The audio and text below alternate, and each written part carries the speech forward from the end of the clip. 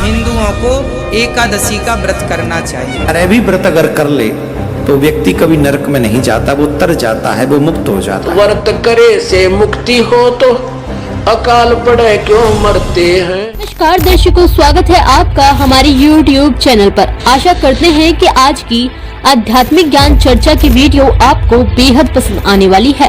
आज की ज्ञान चर्चा में हमने 3 धर्म गुरुओं के विचारों को शामिल किया है। तो आइए सबसे पहले जान लेते हैं कथावाचक देवकीनंदन ठाकुर जी के विचार। जो मनुष्य एकादशी के व्रत साल के 11 भी व्रत अगर कर ले तो व्यक्ति कभी नरक में नहीं जाता, वो तर जाता है, वो मुक्त हो जाता है। जो भी व्यक्ति इस व्रत को करता है उसकी सारी मंगलमयी कामनाएं पूर्ण हो जाती हैं। तो अभी आपने सुने देवकीनंदन ठाकुर जी के विचार और आइए अब जान लेते हैं अनिरुद्धाचार्य जी के विचार। हम हिंदुओं को एकादशी का व्रत करना चाहिए। एकादशी का व्रत कैसे करना चाहिए, क्या पद्धति है, सुनिए। आपका जब भी व्रत आए, जो भी आपने व्रत रखा है, आप उस व्रत में क्या करें कि सबसे पहले सुबह जल्दी उठ जाएं और आज पूरा दिन आपको भगवान को ही समर्पित करना है। सवेरे जल्दी उठें, स्नान करें, स्नान करके सुबह पूजा में लगें। तो अभी आपने सुने अनिरुद्धाचार्य जी के विचार और आइए अब जान लेते हैं संत रामपाल जी महाराज के विचार। व्रत करे से मुक्ति हो तो अकाल पड़े क्यों मरते हैं। परमात्मा कहते हैं धर्मदास, एक बार अकाल पड़ा था, सूखा पड़ गया और उसमें इतना बुरा हाल होकर के प्राणी मरे, किसी को कुछ आहार प्राप्त नहीं हुआ, पत्ते भी तोड़ कर खा लिए, बोदी बाढ़ थी कूट कूट कर वो भी खा ली और 15-15, 20-20 दिन, एक महीना कति निराहार रह करके प्राण त्यागे। उसमें सारे व्रत हो गए, मंगल का भी, सोमवार का भी, आठम का भी, छठ का भी, सातम का भी, त्रि एकादशी का भी। तो वह मर क्यों गए? वो तो पार होने चाहिए। जब इतने सारे व्रत हो गए उनके तो इकट्ठे। व्रत करे से मुक्ति हो तो अकाल पड़े क्यों मरते हैं। शिवलिंग पूजा या सालिग सेवा अनजाने में करते हैं। शिवलिंग पूजा और या सालिग सेवा अनजाने में करते हैं। चेतन हो के भूल रहे हुए पत्थर से नफराम भक्त मैं अर्ज करूं। कहते हैं बोले आदमी यदि व्रत करे तो मुक्ति हो, ये तो आप समझिए। और शिवलिंग पूजा, ये पत्थर की पूजा, सालिग की पूजा कति अनजानपने में बिना ज्ञान के करते हैं। क्या ये पत्थर तुम्हें लाभ देगा?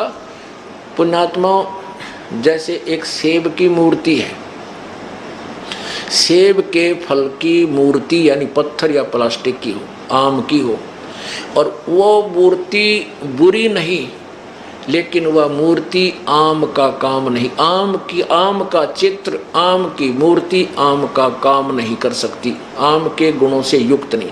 वो चित्र केवल उसकी जानकारी देता है, चित्र होना आवश्यक है। अब जैसे हम बच्चे को पढ़ाते हैं कि आ का आम, चित्र नहीं होगा तो आम न समझे, या तो ओरिजिनल वस्तु हो कि ये है आम। जैसे हम बताएं कि ये पेन, तो चित्र इसका अवश्य होना चाहिए, या तो ये स्वयं हो या चित्र हो, तभी समझेंगे। तो चित्र भगवानों के होना आवश्यक है, लेकिन उस चित्र पर आधारित हो जाना ये मूर्खता है। जैसे आम का चित्र है, आम के चित्र को देख करके उसका इतना अच्छा स्वरूप होता है कि उसको खाने को दिल करता है, उसको प्राप्त करने की चेष्टा होती है, कहीं आम मिल जाए खाऊं। तो उस चित्र के ऊपर आसक्त हो जाना, जैसे आम के फल का चित्र है,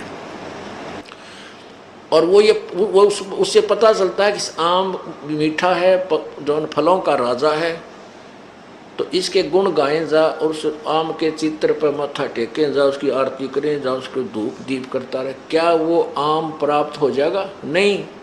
वो चित्र में जो आम है उसको ओरिजिनल को पता कर, वो कैसे विधि है, उसकी विधि न्यारी है। वो चित्र वाले आम को प्राप्त करने की उसकी विधि है कि पहले मजदूरी कर, फिर जेब में पैसे लेकर बाजार में जा और आम पुकार और लेकर फिर खा। ये पत्थर जो शिवलिंग तू लिए फिरता है, जो तू भगवान शालिग्राम विष्णु जी की मूर्ति ले रहा है, इस मूर्ति से, ये मूर्ति भगवान की है, ये भगवान नहीं है। ये मूर्ति सेब की है, ये सेब नहीं है मूर्ति। ये मूर्ति वाला जो चित्र तू लिए फिरता, भगवान विष्णु की मूर्ति चांदी की बना रखी है, चाहे पत्थर की ले रहा है, ये भगवान विष्णु नहीं है, ये उसकी केवल मूर्ति है। आप उस भगवान को प्राप्त कर, उस सेब को प्राप्त कर, उसकी विधि न्यारी है, उसकी मजदूरी कर पहले, उस मजदूरी से फिर वहां पहुंच। जैसे नाम के सिमरन साधना या मजदूरी है, इससे वो भगवान तुझे लाभ देगा। अब व्रत करने का गीता जी मना किया है, देखिएगा 6 अध्याय का 16वां श्लोक। ये गीता ज्ञान कहता है, दाता कहता है अर्जुन यह योग, ये देखिए श्रीमद् भगवत गीता 6 अध्याय का 16वां श्लोक, ये 6वां अध्याय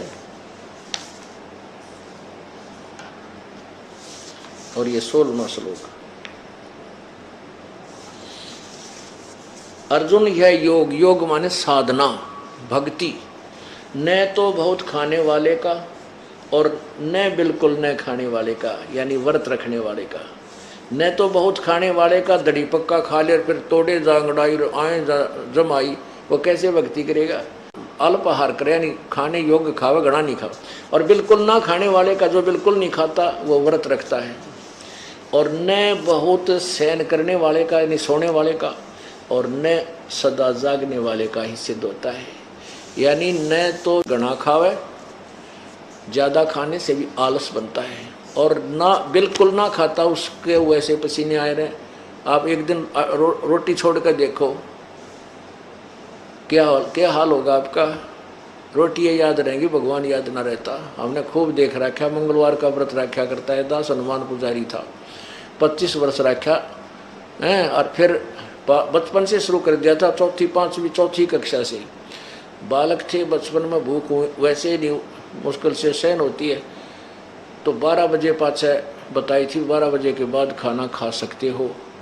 तो 12 बजने मुश्किल हो जाते, वो नो देखे जाते 12 कब से बजे होंगे, सूर्य इधर आ ले, जब गाड़ी भी ना थी इसी। तो वो रोटी याद रहा करती, हनुमान ना याद रहा करता, हनुमान जी ने सांझ ने याद आया करता, जो वो उसका 40 का टाइम होया करता, या प्रसाद बांटा करते 100 रुपये की बूंदी, और उस समय कल्याण समझते थे। तरह के भाई, जिन हर जैसा सुमरिया ताको तैसा लाभ, ओसा प्यास न भाग ही जब लग दसे नि आ।